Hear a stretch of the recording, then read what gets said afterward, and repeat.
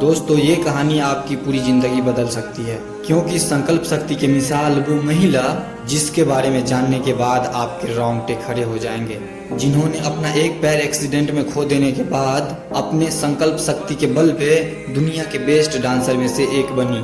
और उसके बाद रामोजी राव ने उनके जीवनी के ऊपर एक तेलुगु फिल्म बनाई जिसमें लीड रोल सुधा चंदन को ही दिया गया।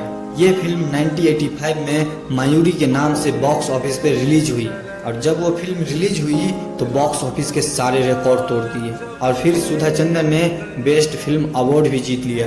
तो दोस्तों आज की प्रेरणादायक कहानी सुधा चंदन जी के बारे में है, जिन्होंने जिंदगी में कभी भी हार नहीं मानने वाला जज्बा लेकर आगे बढ़ती रही और इस दुनिया में सबके लिए मिसाल बन गई। हम लोगों को अगर छोटी सी भी परेशानी आती है तो हम लोग हार मान लेते हैं। आज के समय दुर्घटना में एक पैर खो देने के बाद कोई भी महिला या पुरुष डांस करने के संबंध में सोच भी नहीं सकती, लेकिन सुधा चंदन जी ने अपनी आत्मविश्वास और संकल्प शक्ति के बल पे अकल्पनीय को भी हकीकत में बदल डाला। आप इमेजिन करो सुधा चंदन के लिए वो पल कितना मुश्किल होगा जब उसका एक पैर काट कर हटा दिया गया। उस वक्त सुधा पूरी तरह से टूट चुकी थी, क्योंकि अपना एक पैर खो देने के बाद उसे एहसास हुआ कि डांस उसका पैशन ही नहीं बल्कि प्यार भी है। लेकिन एक पैरों के साथ कैसे कोई डांस कर सकता है यार, ये सोचकर सुधा परेशान हो रही थी। उसे कुछ समझ में नहीं आ रहा था कि क्या करे कैसे करे। लेकिन सुधा हार मानने वालों में से नहीं थी,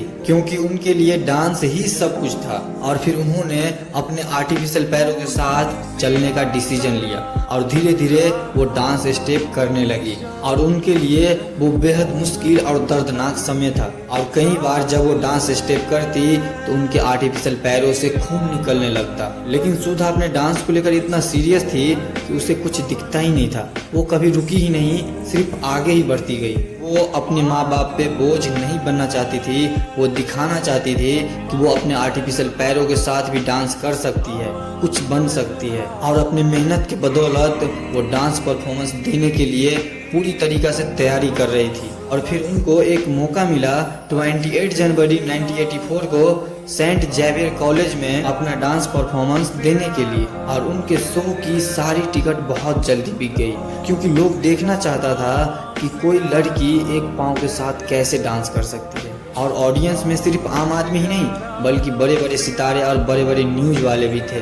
और उस दिन सुधा को ये एहसास हुआ कि उनको अपना सपना पूरा करने का सबसे बड़ा मौका है। सुधा ने अपने सपनों को पूरा करने के लिए उन्होंने जो भी मेहनत और प्रैक्टिस किया था, अपना खून पसीना बहाकर उनकी मेहनत और लगन जैसे उनके आर्टिफिशियल पैरों में भी जान डाल दी थी। और उनका स्टेज परफॉर्मेंस लोगों के दिल जीत लिए और अंत में लोगों ने खड़े होकर तालियां बजाई। और उस दिन सुधा चंदन की जिंदगी बदल गई, क्योंकि उस परफॉर्मेंस के बाद न सिर्फ भारतीय बल्कि इंटरनेशनल मीडिया ने भी बहुत सपोर्ट किया और उनको कई देशों से परफॉर्मेंस करने के लिए इनविटेशन आने लगे। और सुधा चंदन जी कहती है कि एक्सीडेंट के बाद उन्होंने सोचा था कि उनकी जिंदगी पूरी तरह बर्बाद हो गई, लेकिन जब उन्होंने ये सब पाया तो उन्हें एहसास हुआ कि उस दुर्घटना में भी ईश्वर का ही आशीर्वाद था।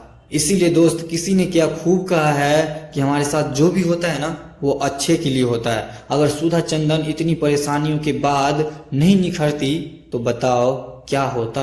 क्या आज वो दुनिया के सबसे बेहतर डांसर में से एक होती।